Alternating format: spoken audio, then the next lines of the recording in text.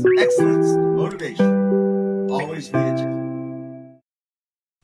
Hello, everybody. Welcome to this week's new episode of Great Employees Matter, the podcast that focuses on developing employees, moving them from average to great, and teaching their employers how to take care of their most valuable asset, their employees. We teach them how to nurture, how to recognize, how to appreciate, how to elevate. And today we have a phenomenal guest, a little bit different than the norm in that today is more of a human interest story tied to employment and how this individual rose from the depths and ended up in an executive status role in a very short period of time. But her story is what drives it all. Her name is Tiffany Hines, and with that, I'm going to turn it over to Kobe and bring her into the room.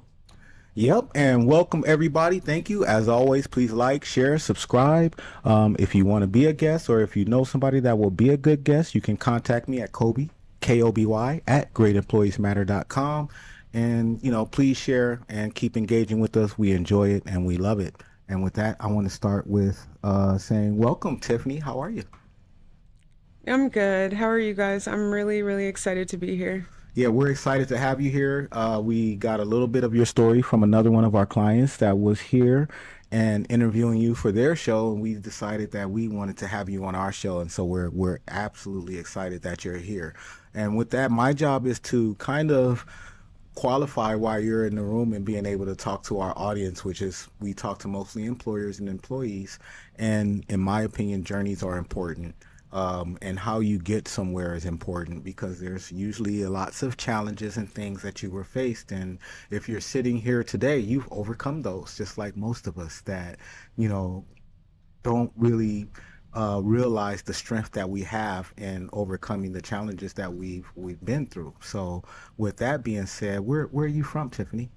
So I was originally born in New York, but my parents brought me here to Las Vegas when I was about 4. So I have been out here for pretty much my whole life.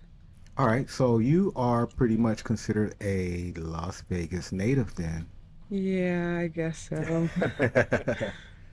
Yeah, so they welcome you anyway. So tell me a little bit about growing up here in Las Vegas as a young kid. I was born into a very chaotic environment. There was a lot of domestic violence. There was a lot of drugs and alcohol abuse. I do not remember a lot from my childhood. There are chunks that are just missing, but I do have a few memories and none of them are good. So And you said a few chunks missing. Was that from trauma or you just don't remember what happened? I mean, I've had therapists and counselors tell me that that's what they think it is. And I think because of my history that followed after that, I don't know if that's like the substance. I don't really know what it is, but I would imagine just from the bits that I do remember that I probably blocked it out intentionally, Okay, tell me about your parents. Let's figure out how you got there. Tell me about your parents. So my parents were very young when they had me. My mom was 19, my dad was 21. Knowing them now as adults, I don't know what they were thinking. I'm the only child they have together, but those two personalities. So my mom was young and naive, and my dad was a terrible alcoholic, and that just clashed. So I actually, the last time I saw my parents together in the same room was when I was 4, and I did not see them together in the same room again until I was 22 years old. Wow. Yeah. And that was what, like last year? No. I'm trying to be like Lloyd now. I know. You guys are sweet. I'm not that young. So, okay. So with that being said, you started out having challenges with your parents in your childhood at a very, very young age. How was your schooling? How did it go through? How did that transfer into your school life? I think I was a pretty good student. I had two kind of pivotal things happening in my childhood. So at the age of 8 was the first time I was molested. That was by a female babysitter. I did not put that together as being wrong till well into adulthood. As a little girl, you're told to watch out for the opposite sex. So I don't want to really say that one affected me. I just always say it because now I know better. And then at 12, I was molested again by an older gentleman. I should call him a gentleman because he was not a gentleman, obviously, but an older man. And then my father went to prison. And the combination of those two things, I feel like I was kind of teetering at that point, and then I just went all the way left. And you say all the way left. What does that look like? Did you start drugs or what happened? It started with alcohol. I would like take my mom's alcohol and put it in a Sprite bottle and take it to the bus stop at school, and then progressed to pills and then drugs. And it started at age 12? Yes, I learned that if I put something in my body to change anything that alters my mind, that I didn't have to deal with or really feel the things that I had been through or the things that I was trying to suppress or run away from. So that became my aim for a long time. Did you manage to find other people that were similar to be able to hang out with, or how was your social life at school under those circumstances? Absolutely. I had a couple of girlfriends and we went down that path together. Obviously, I don't ever want to place blame. I feel like I was a terrible influence too, probably for a lot of people growing up. But it just started I would be at a party, I didn't want to go home, so I would hide at my friend's house. That happened a lot. My mom would have to call the cops, report me. When they found me, they would take me to juvenile hall. So that started, and I think my mom kind of threw her hands up. She didn't know what else to do, so she sent me to live with my aunt back in New York at the age of 13, and I just continued that same behavior out there.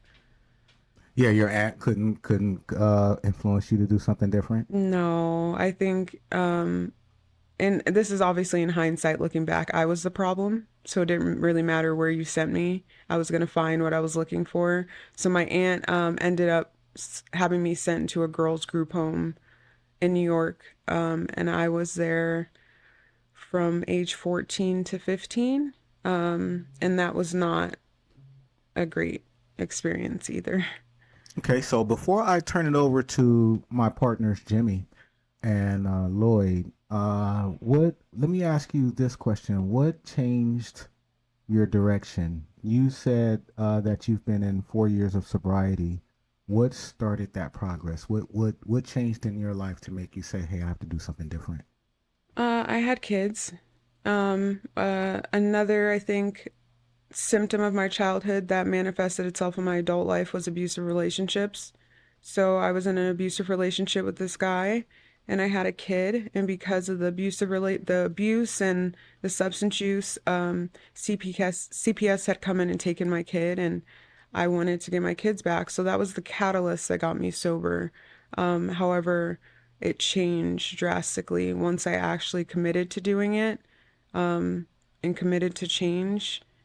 I kind of just got out the way, and my life got really amazing really fast. And that obviously probably started your journey onto being able to get some steady employment.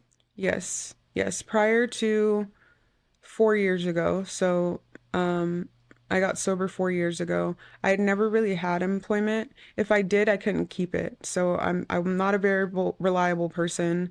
My priorities were all over the place. So I couldn't show up in the world the way I wanted to because I was broken inside.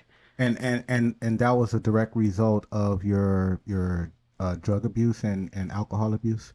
I think it was I think it was definitely substance abuse. I think some of that was learned behavior from childhood. I ended up following in my father's footsteps and ended up in prison. And so coming out of prison, that is an adjustment all in itself. So I think it was a combination of things that I kind of had going, counting against me, so to speak. So yeah, definitely getting in the space of being an employable person and a contributing member of society definitely took some work, to get to where I'm at today. And for the audience, as I mentioned, this was a human interest story, and as you can see this early in the interview, that this is going to be a story of patience, of encouragement, of resilience, of support, and what the cumulative effect of all that is. But before we get there, I need to ask because we live here in Las Vegas, right? And obviously you had learned behaviors from your family situation, but did Vegas contribute to the path that you went through? For example, because we're in Vegas, was access to drugs and alcohol easier than in a normal environment, or do you know, or I believe so, yeah, 100%. I know, like I went to a club, I think when I was 19 years old, not with a fake ID, but just because I knew someone. So I think the environment definitely plays a role, definitely makes it more accessible. It's a 24-hour city, you know? right? So and I don't know because I haven't lived anywhere else really, but I know like in the places I've traveled to, the stores close at 10 a.m., you know? So I think there's definitely something about Vegas that makes it a little bit easier if that's the path that you're on. And there may be not necessarily a higher volume of, but easier access to the human criminal element here as well. Definitely. And so that's something that you have to watch for. So let's talk about how about what did your prison experience contribute to your mindset change and what you wanted to do with yourself after you got out of prison? Did you learn lessons in there that were helpful for personal advancement, or were they lessons that basically just, gave you different tools for how to deal with your existence? So I definitely learned things in prison. I think that I was nowhere near being the true person, being true to Tiffany at any point in my life than these last 4 years. So even when I was in prison, I was still a facade. It was still who I had to be in survival mode. It was still the defense mechanism. So I don't think I was in a space to really learn or hear anything. But I did learn something that never left me, and that was to live in the moment, to be present. In prison, your external is really controlled, right? So they tell you when to eat, they tell you when to sleep, they turn out the lights, they tell you when you can go somewhere. So it kind of taught me to be present in the moment. And that's something that when I left prison, it didn't ever leave me. And I didn't realize it till I started hanging out with other people that are they're all in the future or they're caught up on what's going to happen tomorrow. And so I did realize that that was one thing that I learned from prison that I think proved to be an asset in my life today. So that's in our vernacular a gem Yeah. that you took away from prison. Okay, what was your first job out of prison? So my first job out of prison that I actually got through the help of the organization I work at now. So Hope for Prisoners is an organization that helps formerly incarcerated people get reacclimated back into society, get back into the employment field, and gives them tools so that they don't just get a job, but they keep it and they learn to excel. So the first job I got out of prison was at a warehouse, and I was the only female truck driver. I got ripped. I was picking up like these 50-pound cases and stacking them in there. And I was grateful for that. And I got my first like raise in there. And I remember I was like, oh, this is a good feeling, to be awarded for your work. So this is a first experience I've had. And then around 8 months sober, a buddy of mine was like, I work at this treatment center and we need behavioral health techs. Do you want to come? And then I stepped into that role, and then I never left. I guess it would be human services or serving a population. I never left the treatment or the reentry space. I still am in that today. Great. And your rise has been meteoric. I mean, we're really talking about an individual that had been through it, and just in the last short 4 years has been able to turn her life around. And so tell us about that progression from when you first started there to your current role. You mean like job wise? Yes. Okay, so I first started out as a BHT, which is like I was gonna say, what's a BHT? it's a behavioral Okay, technician. got it. So it's basically like a glorified babysitter. Like you just supervise these adults in this treatment center to make sure that they're not hurting themselves or others. doing anything crazy. It's just like a glorified babysitter. So I did that first. Around a little after I took a year, I went to Hope for Prisoners as a case manager. And then so as a case manager, you help people put together case plans, help them get enrolled in classes. If somebody needs additional help with substance use or maybe victim impact, anger management, you get them enrolled in that. So I did that for a while. And then another door opened. So my career progression has literally been just a series of doors opening, and I've just been able to step through them. The next where I went from there was the Bureau of Prisons, which is the federal penitentiary. So I was a peer support specialist for them. There was a lot of training and testing I had to do to get that role, but I was working with men and women on a national level that were getting out of prison that needed support. So I was just someone that offered guidance, someone they could talk to. Obviously, there was HIPAA involved, so not breaking confidentiality. So that was definitely one of my favorite experiences, and I still keep in contact with some of those people today. And then from there, I was an admissions coordinator for a treatment center. And that is on the front lines. So say your loved one is struggling with drugs or alcohol and you searched on Google treatment center help, chances are the treatment center I work for was going to pop up first. And you would call and I would be the person you talk to. So it was insurance, pre-screening, transportation. I loved that experience as well. And then Hope for Prisoners was begging me to come back since I want to say maybe about a year ago. And I was like, no, I like it here. And then it kept pressing. And I was like, if you match what I'm making here, I will come. And they did. So I did. And I've been there since December. That's great. And it's comforting and rewarding and laudable that Yes. you have found your heart value through that process, right? Yes. You came from where you were, and now you're at a point where you so appreciate yourself and your ability to give back and help the community. So we appreciate that.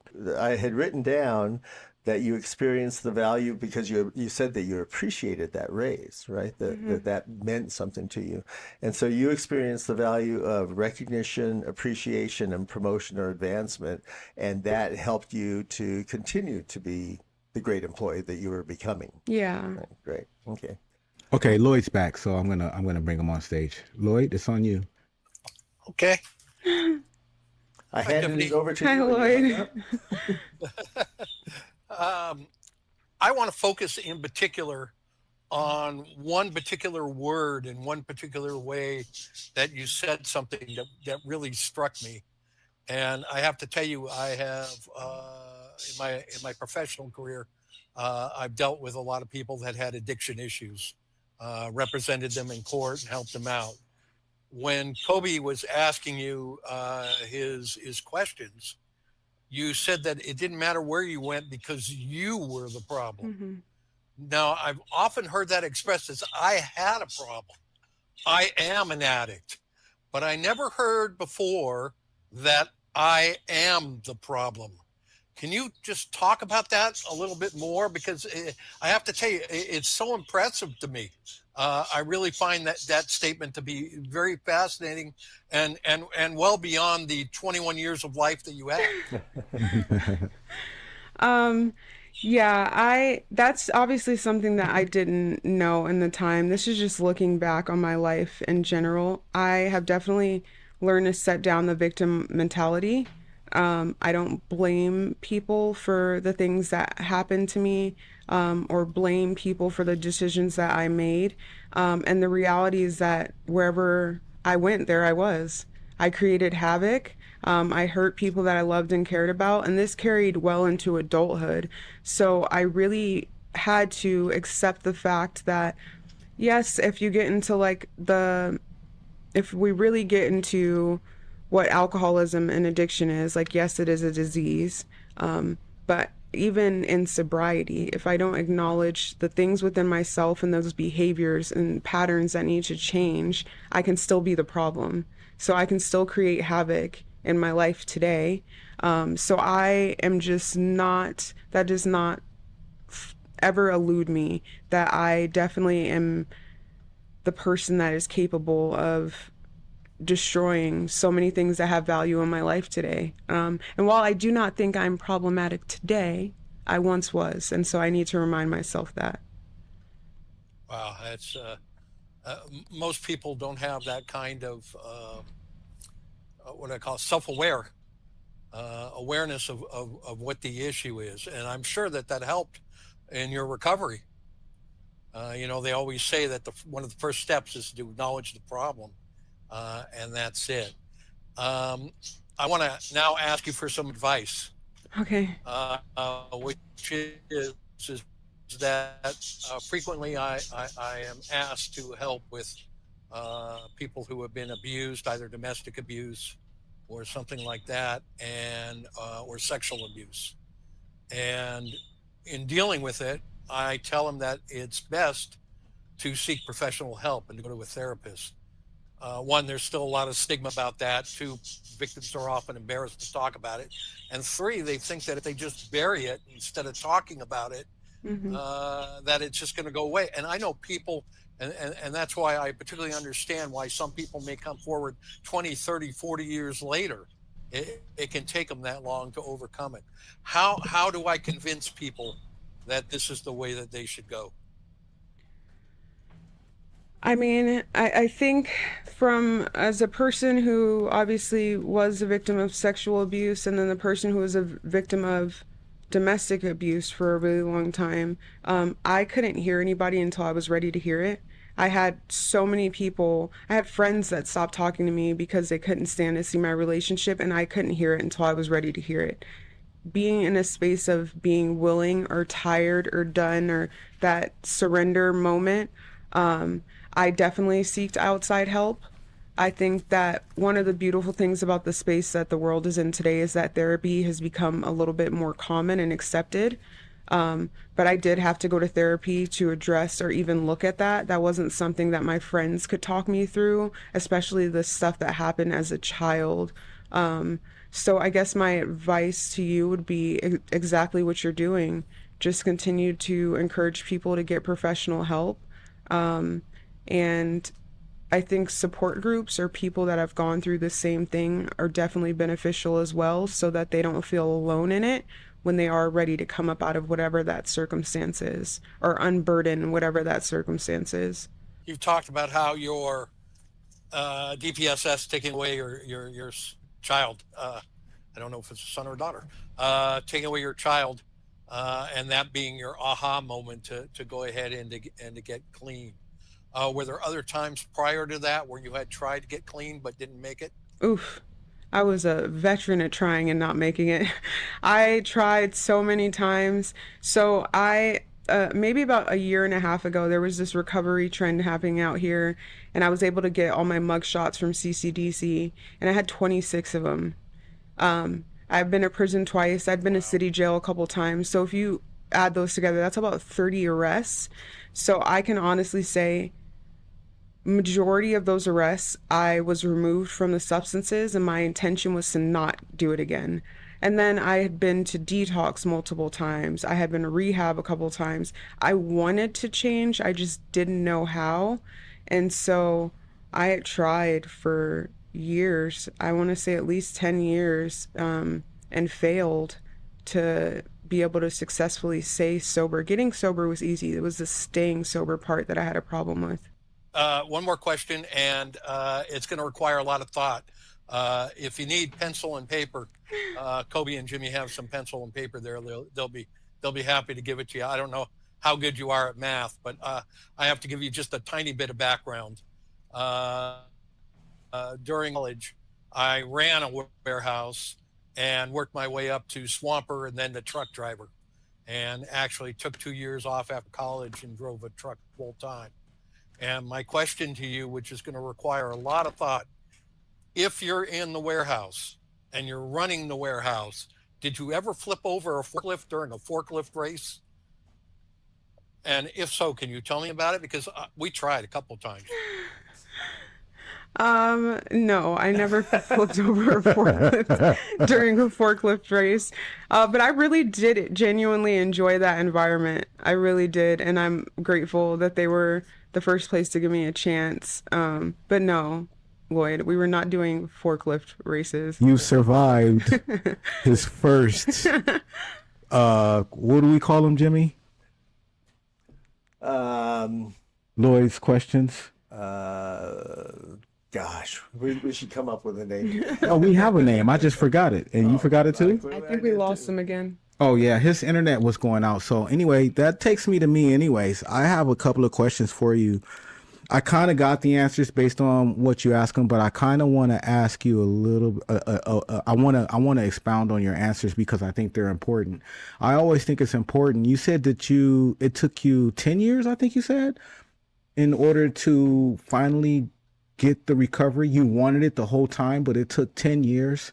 What finally did it? What finally kept you sober? You said, was it your kids? No, my kids were just the initial motivator with me going to detox.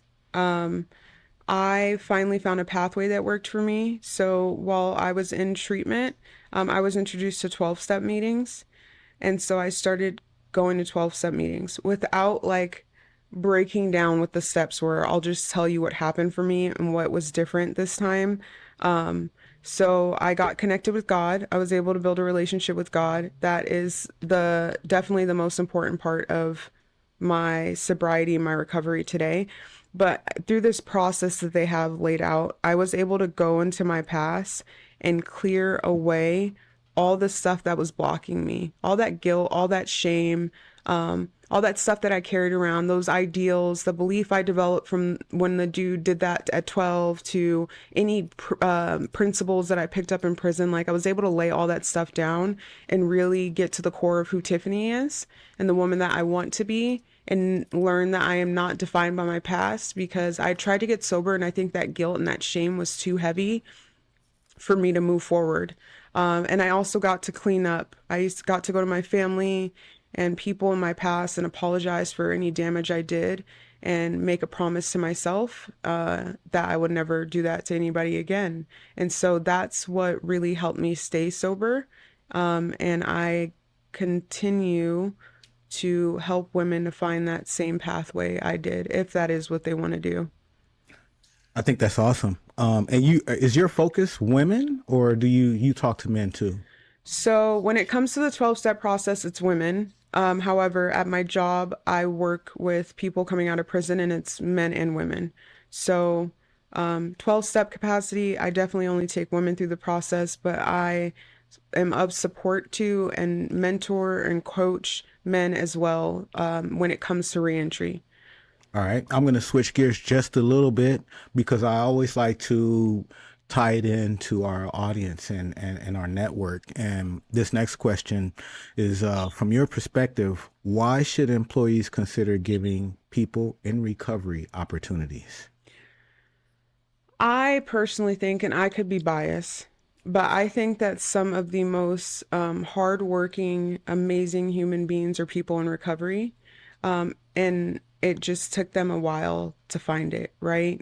But I have so many amazing people that will show up in a heartbeat and show up and do things to the best of their ability. And Jimmy, when you had asked me that question about like getting that promotion, I feel like that's all it is, right? Like people just need praise and support and to feel encouraged in what they're doing. And I personally, I'm biased, but I think people in recovery are some of the most amazing human beings, especially if they're working a program and trying to turn their life around and they're cleaning up all those things that I told you that I was doing. I think they're not only great employees to have, they're great people to have in your life in general. I think that's incredible. And I'll give you a little bit of a story. I was working for a pretty big company, and I was a corporate manager, and we were allowed to hire felons. And it's incredible that you made that statement, because the best people that worked for me in that environment happened to be those felons that I gave a chance to come back into society. And there was a thought process that I had about that, because I figured if I talked to them and I gave them a chance, and I would tell them, you can't make mistakes. You have to be better than everybody else. You have to be on point, and you have to grow, and you have to go up. And I realize you're probably not getting opportunities out there in life. So I'm going to give you an opportunity, and I want you to take that value and take that as a priority and just be the best for me. And they ended up being better than my other employees. Never had a problem. I don't think I ever fired any one of my employees that I hired as a felon. And I got backlash for hiring so many felons, but my receipts were, they're the best employees that I have. And if you don't want me to hire them, then fire me for it. But they couldn't, because we were allowed to hire felons as long as they declared it. I So love I that. appreciate it. Yeah. I love that. And I think that the character that comes out of someone who's been through whatever their story is, since you guys know mine, someone who's been through what I've been through, to come out on the other side and start walking this new path of being like a good human being. There's so much character that comes out of that someone who hasn't gone through that and hasn't seen the things doesn't, I don't want to say doesn't, but I feel like we have a greater sense of gratitude and humility. And so we are willing to work harder, and we are willing to go above and beyond, and we feel like we have something to prove, right? So I think that they do make amazing employees. I wanted to tell you one story real quick, Colby, because you just told me that. So there's this gentleman that went through the organization I work for, Hope for Prisoners, about 10 years ago. I won't say his name. And he got out of prison after doing, I think, 6 years. He went to work as a porter at Stations Casinos. So he started as a porter. And then he moved up to the kitchen. And then he went back to school to get a degree. Today, he has stayed that course and stayed in stations and progressively moved up. And today, he is the chief engineer at Red Rock Station Casinos. Fabulous. So, like, I always love telling his story, because that's like almost a decade of hard work. But And consistency. yes, you would never know or never think it, you know? So there's remarkable people that have made mistakes in their past, and they got out and have become great contributors to the community, to the world even. So I love that you share that. I think that second chances are important, not just for the person, but for the community and their family, right? Because even the incarcerated individual, like, they may have done wrong, but their family didn't, their kids didn't. So by giving them a chance, you're giving that family a chance to stay together and be whole and have financial freedom. I think it's a really important. This is a good opportunity Yes. for us to express and show our gratitude to a company here in town, a hot dog restaurant named Bulldoggies. Bulldoggies. Yeah. I don't know if you're familiar with them, but they only hire former incarcerated. And you walk into that restaurant, It's and lively. it is It's jumping. amazing. The people that are there, not only the patrons, but more in particular the staff. They're happy, they're appreciative that they have this job, that they have this opportunity, that they're coming back into society. And so, kudos to the ownership at Bulldog. Oh, I yeah, love that. absolutely. Now, my next question before I pass it back over to Jimmy is, what would you say to employees who feel like they're at rock bottom right now? Well, how would you tell them to hold on or to find resolve like you did in order to get out of that situation? I would say to stay the course. I would be lying if I told you that in my journey and to getting where I'm at, it was easy. I got a lot of no's. I was discouraged a lot of the time. I felt like giving up a lot of the time. And I just stayed the course. I just keep pushing one foot in front of the other, doing the next right thing, showing up to the best of my ability. And for me, God began to open doors that I don't think there's a lot of things in my life by societal standards I shouldn't have, just because if you look at my record on paper. And so my encouragement for you would be like, if you just stay the course, hard work is rewarded. And I know it's hard, but don't give up, because I promise you it's worth it. And I want to add to that. You said you have a lot of great things, I imagine, in your life that you probably shouldn't have because of your journey. But I say you have them especially because of your journey. I think that the universe will take you through that. And like I said earlier, one of the main things that I talk to about my clients that are going through stuff is, you know, if you're talking to me, you're 100%. And I want people to really take this home that are watching. You're 100% at overcoming every challenge that you said that you weren't going to be able to get through. 100%. And we never stand on that. We always get faced with a challenge or something that knocks us down and we feel like we can't get up, but yet you're still standing here, which means you've gotten up every single time since birth. So you can stand on that if you think about it in that positive way when you're going through the negative, which is very difficult to do. It's hard to think positive when you're in the negative. But if you force yourself to do it, I think you can have results like what you're experiencing today. Jimmy? And now we take a moment to recognize our sponsor of the day, which is... Today's show is sponsored by Waylot. Waylot helps businesses grow smarter, faster, and stronger. With tools that uncover your strengths, strategies that drive results, and systems that keep you on track, Waylot takes the guesswork out of success. Visit waylot.com today, that's WAYLOTT.com, and discover how clarity and confidence can transform your business. Big thanks to Waylot for supporting today's show. Okay, Tiffany, so you had mentioned, I appreciate the fact that you now have a faith-based perspective, that you have come back into touch with your relationship with God. Was that something that you acquired through a 12-step program that was introduced to you somewhere during your journey? Yes. That's exactly where I acquired it. It was through the 12-step program. That was the first time it had been introduced to me as like you can have your own conception of God. It doesn't have to be that boxed in, conditional, can't do X, Y, and Z. Like I couldn't get behind that. And so when it was introduced to me through the 12 steps, it was that it can be my own conception. And it has grown and gotten bigger, and definitely the universe and karma. It's so broad now, but I just say God because God is the easiest way to explain it. But yes. That's great. God is good.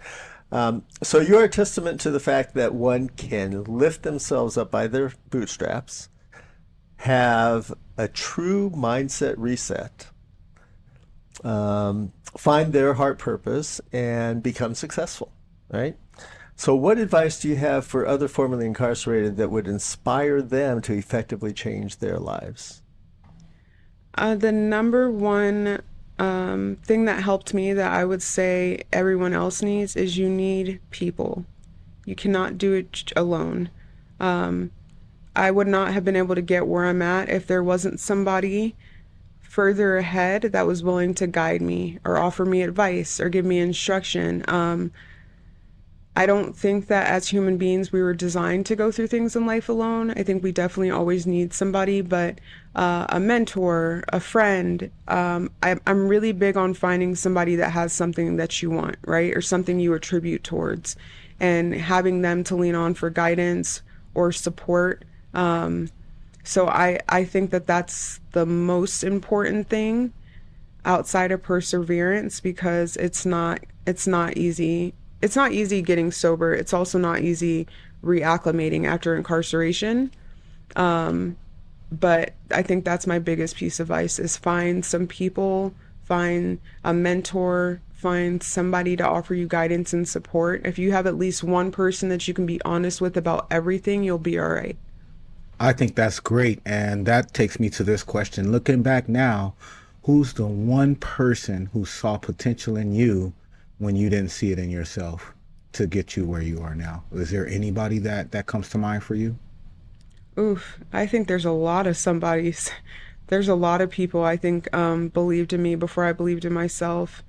If I had to just pick one,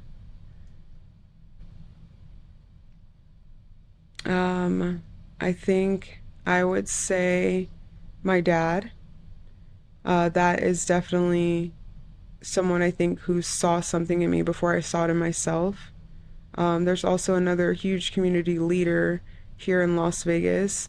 His name is Rob, and I think that he saw something in me before I saw it in myself. I have a lot of people that I think, in one way or another, kind of spoke it into me, which I think is important, is who you surround yourself with. These people can speak life into you and they can speak defeat. So I was surrounded by a lot of people who were speaking life into me and kind of building me up. So I guess the number one would have to be my dad. That's awesome. I did not expect that. That's a great response. Could it be Rob Banghart? It could be Rob Banghart. He Yes. is for those of you in the audience, he is a driving force here in Las Vegas, and we had, Incredible human being. yeah. Facts. Well, and I think we want to get him on our show because he did a guiding voice here, one of our clients. But I definitely want to get him back on our show. Yeah, amazing person, and he obviously develops amazing persons as Yes. well. So, Yeah. Okay, for anybody out there who's listening who happens to have any of these issues and wants to try to get clean, what's the first step? What do they do first? Ask for help. And from anybody. So anybody in your From life, whom?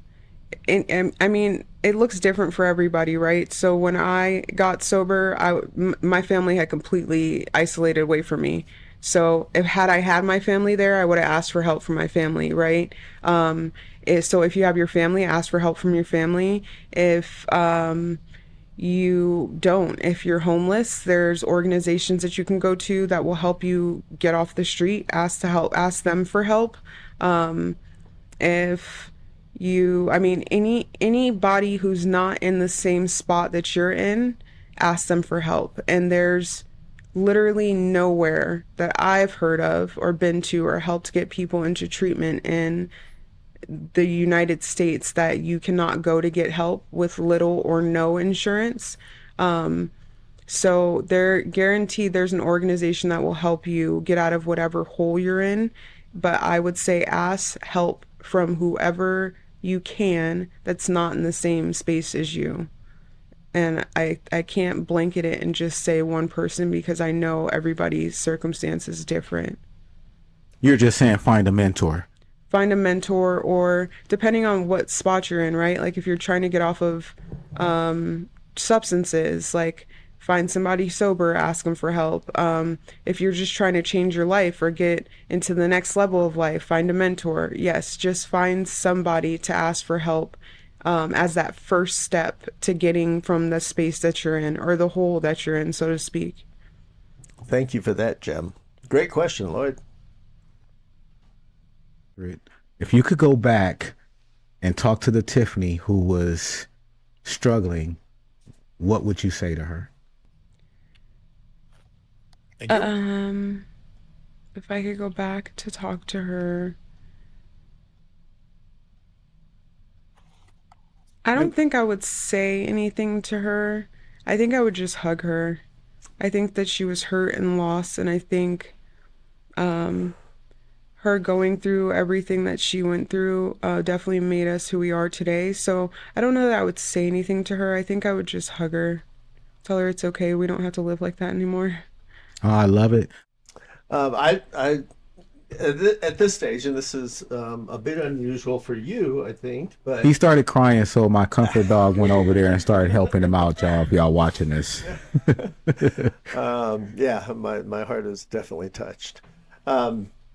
No, so at this stage of our broadcast, we allow the traditional guests to do what we call shameless self-promotion. So is there anything that you would like to say about people being able to contact you, or another pearl, or if you want to talk about contact to the Hope for Prisoners organization, and any websites you want us to put up?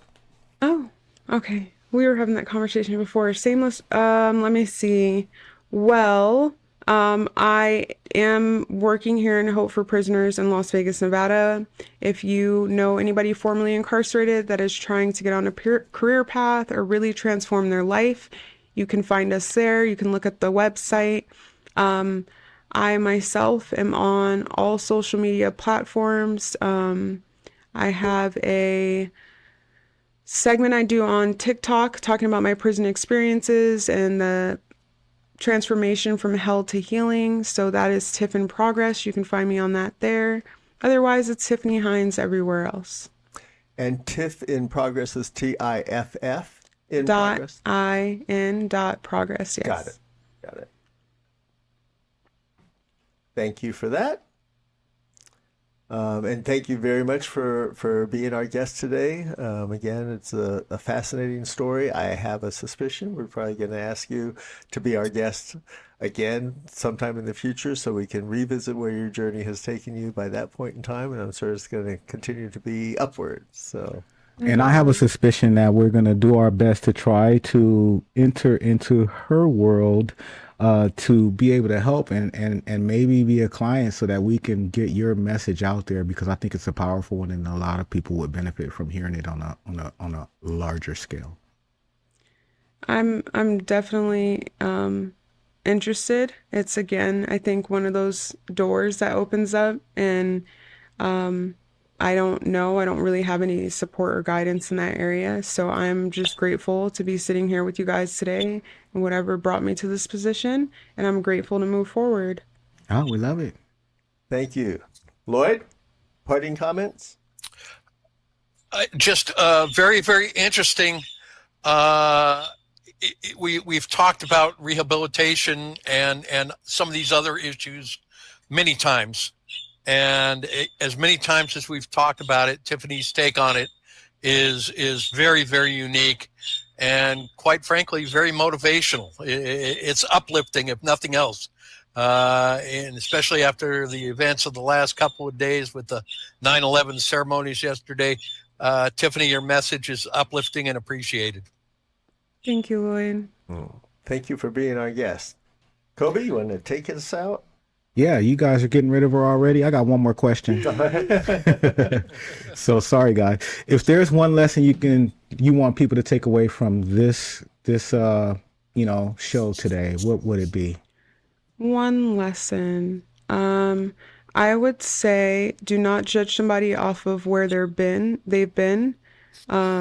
Instead, help them see where they're going. I love it. And with that, don't judge anybody, right? Judge yourself. Right. Right. So, but we love you. Thank you for coming onto the show. I see some collaborations in our future, hopefully. And you were a great guest for us to have for our audience. So thank you so much. Thank you. And with that, everybody, every Tuesday, 2:00, get in the comments, share if you like it. Please share this. We need to get these kinds of messages out to people. The world needs help. We need help getting these kind of messages out. There is room for us to improve. So thank you for enjoying our show or watching our show, and we'll talk to you next week.